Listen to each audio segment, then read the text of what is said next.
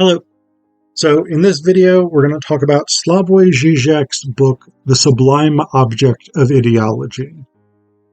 This is Zizek's first major published book. Zizek, for those of you who are not aware, is one of the most influential and famous philosophers today, in part famous because of his pop culture style. He's been called a rock star of philosophy. So he is someone who very much is not sort of cloistered in the ivory tower. He definitely sort of brings his ideas out into the public, and because he is one of these people who works on a lot of pop culture things or uses pop culture as examples, particularly like Alfred Hitchcock. He loves Hitchcock, as do many Lacanian philosophers. He's someone who has gained a comparatively large following outside of traditional philosophy circles. So, Sublime Object of Ideology. This is Zizek's first book. What he attempts to do, basically, in this book, is to rethink the ways in which ideology functions by blending really the people who are Zizek's probably three biggest influences, which is Jacques Lacan's Psychoanalysis, Georg Wilhelm Friedrich Hegel with his sort of dialectic theories, and then Karl Marx with his socio-cultural and political economic analysis. So, Zizek in this book explains that he has three basic goals. First goal, to serve as an introduction to some of the fundamental concepts of Lacanian psychoanalysis against the distorted picture of Lacan as belonging to the field of post-structuralism. The book articulates his radical break with post-structuralism. Against the distorted picture of Lacan's obscurantism, it locates him in the lineage of rationalism. Lacanian theory is perhaps the most radical contemporary version of the Enlightenment. That's goal number one. To say, hey, you think you know Lacan, but you don't know Lacan like I know Lacan. Goal two, to accomplish a kind of return to Hegel, to reactualize Hegelian dialectics by giving it a new reading on the basis of Lacanian psychoanalysis. The current image of Hegel as an idealist monist is totally misleading. What we find in Hegel is the strongest affirmation yet of difference and contingency. Absolute knowledge is itself is nothing but a name for the acknowledgement of a certain radical loss. So again, you think you know Hegel, but you don't know Hegel like I know Hegel. The first two goals here are really about challenging the ways that philosophers have typically understood these major figures in the psychoanalytic and philosophical traditions. And this is actually one thing that Zizek does throughout his career, and even throughout this book, this pattern is established. This is one of the things I love about his way of reasoning. I'll come back to the third goal in just a second. But one of the things that Zizek consistently does, and I think this is such an amazing structure of thought, he'll start, all right, here is what people typically think about this topic, this text, this movie, whatever it is. This is the common wisdom. People think this is true. But what if the opposite is the case? Here's the argument for the opposite being the case. But what if this is not the case either? What if instead the opposite is true? Not going back to the original proposition, going to a new opposite. So there's sort of double turn that's characteristic of Zizek's thought. We start with a commonly held perspective. Here's why that is wrong, but here's why the reason that is wrong is also wrong. And that gets us toward the truth. So this idea of people think that Lacan is X. People think that Hegel is X. But here's how that's not true. Then here's how that's not quite true. That is one of the basic components of this book that goes throughout the rest of the analysis. But third goal of the book, to contribute to the theory of ideology via a new reading of some well-known classical motifs, commodity fetishism and so on, and of some crucial Lacanian concepts which, on a first approach, have nothing to offer to the theory of ideology. The quilting point, le point de capiton, upholstery button, sublime object, surplus enjoyment, and so on. So basically, what Zizek is doing is taking off from a standard conception of ideology, which is represented basically in the Marxist formulation. So what he says here is the most elementary definition of ideology is probably the well-known phrase from Marx's Capital, Sie wissen das nicht, aber sie tun es. They do not know it, but they are doing it. The very concept of ideology implies a kind of basic constitutive naivete, the misrecognition of its own presuppositions, of its own effective conditions, a distance of divergence between so-called social reality and our distorted representation, or false consciousness of it. That is why such a naive consciousness can be submitted to a critical ideological procedure.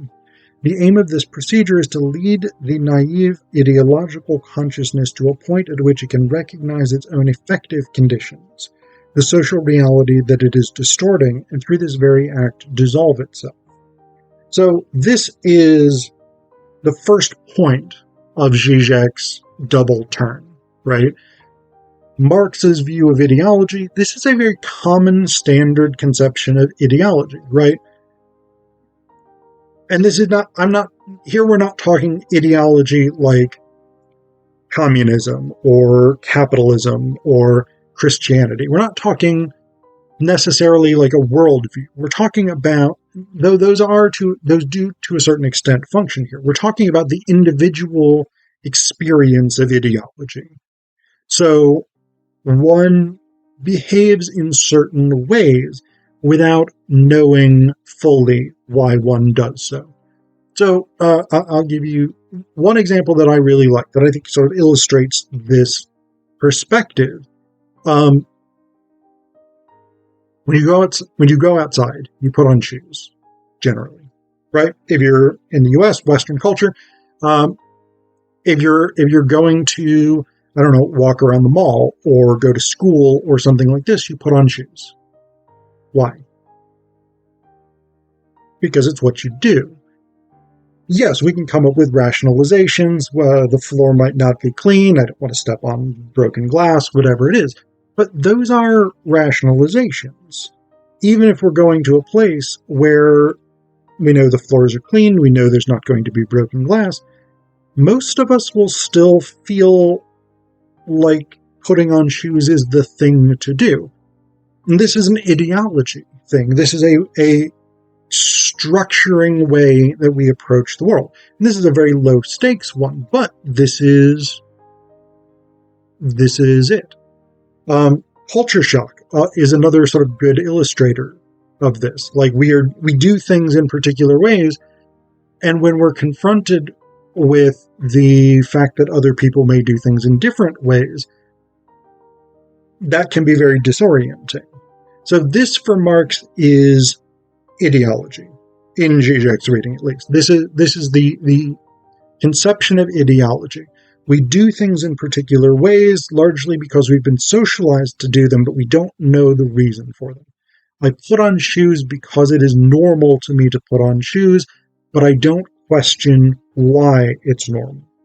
I don't even have to think about it being normal. It simply is normal for me. And in this sense, I am fully embedded in that ideology. So that's the Marxist idea. Again, you do what you do without knowing the reasons why. You simply do it because you are conditioned to do it. Philosopher Peter Sloterdijk comes along in his book Critique of Cynical Reason, according to Zizek here, and he gives us a different conception of ideology, what's called cynical ideology. What he says here, in the Critique of Cynical Reason, a great bestseller in Germany, Peter Sloterdijk puts forward the thesis that ideology's dominant mode of functioning is cynical, which renders impossible, or more precisely vain, the classic critical ideological procedure. That critical ideological procedure, the one that is also mentioned in the section on Marx, that's basically the idea behind, say, Brechtian epic theater, for instance.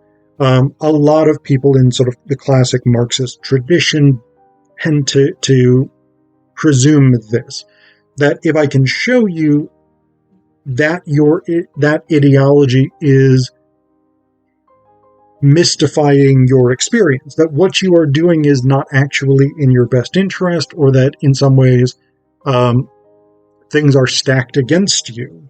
And this is, again, the Marxist component. If I can show you, a member of the working class, how the current means of production exploits you for the benefit of the capitalist class who don't really contribute that much to society, then you will come to sort of social awakening, and you will resist that system. Sloterdijk basically comes along and says, no, that's not how it works. Cynical, because of cynical ideology. The cynical subject is quite aware of the distance between the ideological mask and the social reality, but he nonetheless still insists upon the mask.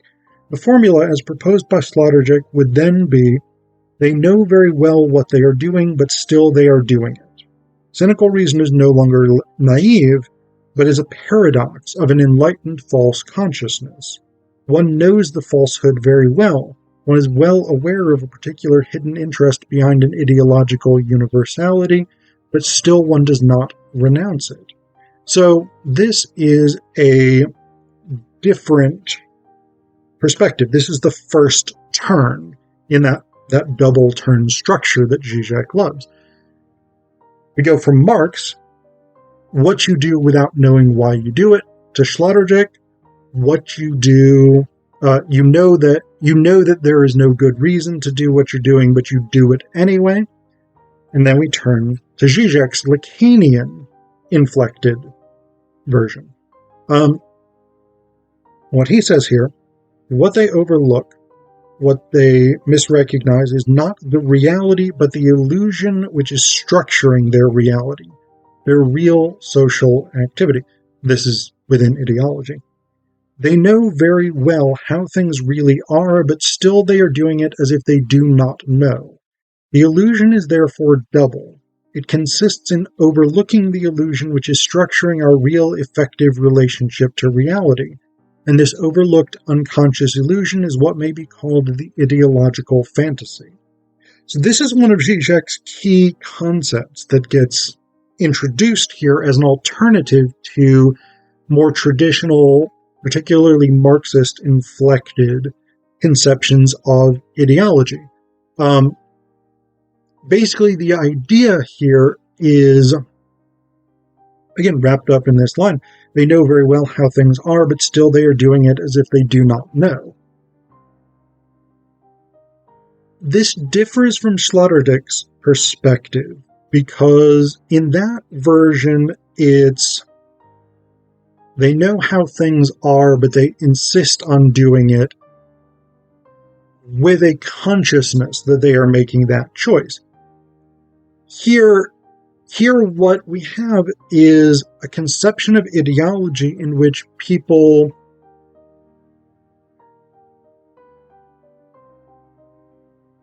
know that what they are doing is somehow ideological, and yet they act as though it is not ideological. So we, in the West, for instance, accept that capitalism exists, right? We know that capitalism is an ideology. We know that this is a way of looking at the world. It is not the only way of looking at the world. And yet, in our day-to-day lives, we behave as though it is the way of the world, right? When I go to the store and I buy my groceries or whatever it is, I behave as though capitalism is benevolent, as though it properly supplies goods to people, as though it is the best of all possible economic systems, etc., etc. I am very much aware that it is not. So I know that that is not the case, and yet I act as though it is the case. And this is the thing that Zizek is really interested in from a Lacanian perspective, from the psychoanalytic conception of ideology. We behave as though the thing is true, even though we know that it isn't.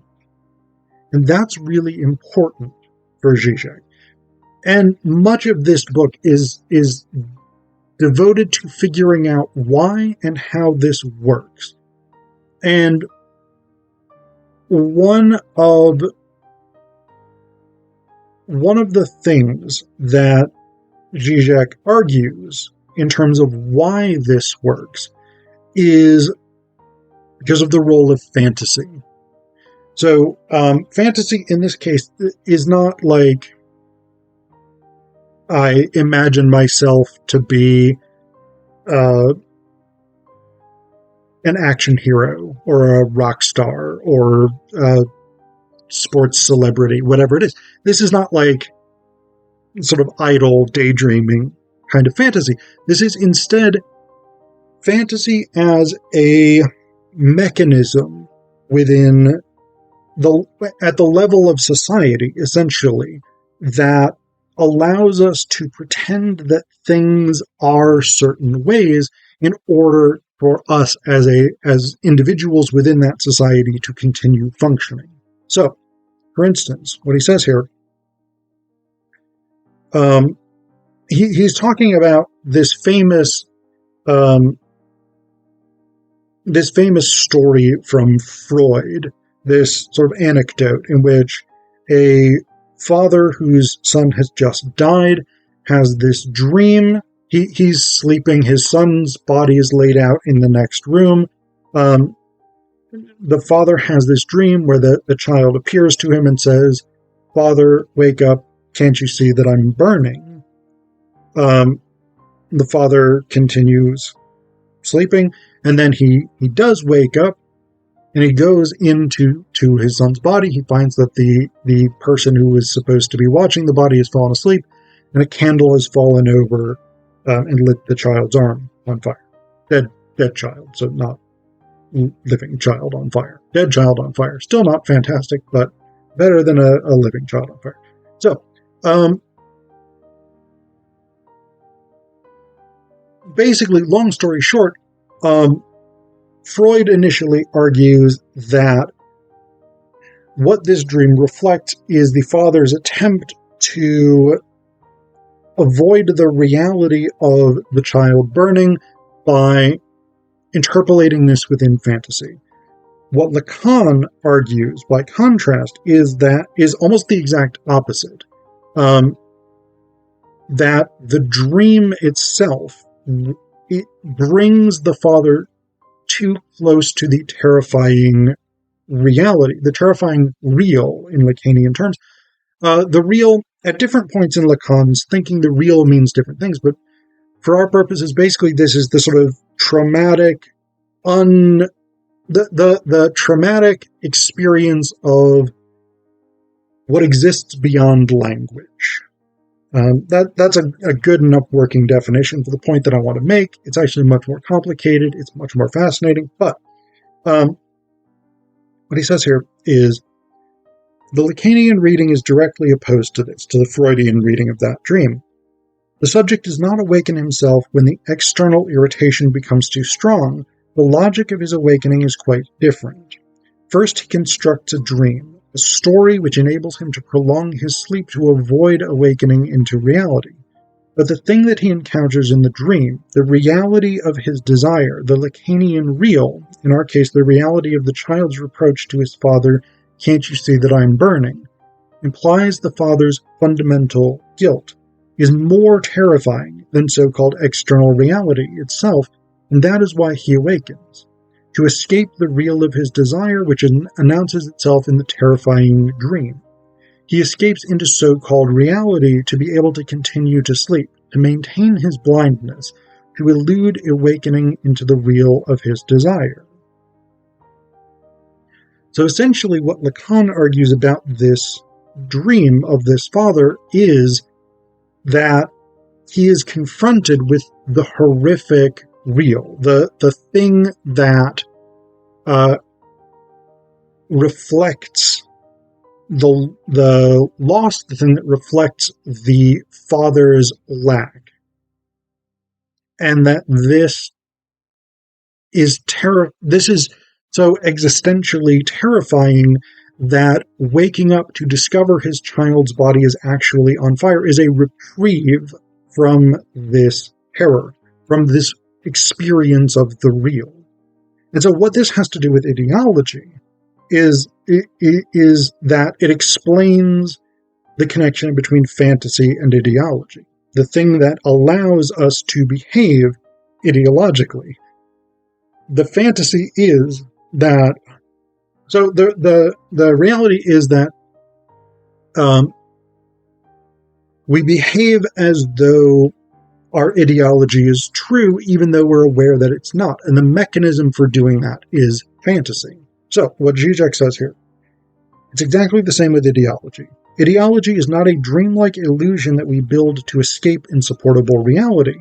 In its basic dimension, it is a fantasy construction which serves as a support for our reality itself, an illusion which structures our effective real social relations and thereby masks some insupportable, real, impossible kernel, conceptualized by Ernesto Laclau and Chantal Mouffe as antagonism, a traumatic social division which cannot be symbolized.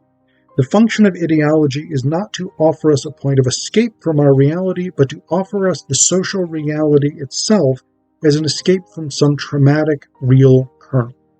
So, in this case, essentially what Zizek is talking about is a fundamental recognition of Marxism and of much philosophy post-Marx, that society is made up of divisions. It's made up of competing interests, competing portions, competing groups, competing factions. For Marxism, fundamentally, this is the class struggle. For feminism, this is a gendered division. For critical race theorists, this is a racial or ethnic division, etc., etc. Regardless of this, the fundamental construction of society is built out of conflict. This is what's called conflict theory. But in order to ignore that, in order to ignore the inherent tensions even within particular groups, but within society as a whole as well, we develop ideology. And ideology is the fantasy that allows us to basically structure our conception of those social conflicts in such a way that we are allowed to bypass the actual existential terror of conflict as such. We are able to get away from the terrifying real of society, the terrifying real of conflict, of social violence, of competing interests, etc., etc., by structuring ideology in ways that allow us to make sense of this. And this is where the ideological fantasy comes in. This idea, I think the best way that I've sort of heard the ideological fantasy expressed is, if only X occurred, then everything would be good. If only Republicans didn't exist, everything would be good. If only Jews didn't exist, everything would be good. If only the bourgeoisie didn't exist, everything would be good. Whatever it is. Then this can be on a political level, this can be on a racial or ethnic level, religious level, social class level, gendered level, anything like this. If only X condition were met, then all social problems would dissolve. This is the ideological fantasy, and this, for Zizek, is what structures ideology as such. This idea that we can ignore the need to deal with the actual real of social divisions by imagining a particular world in which it was possible to do away with those if only X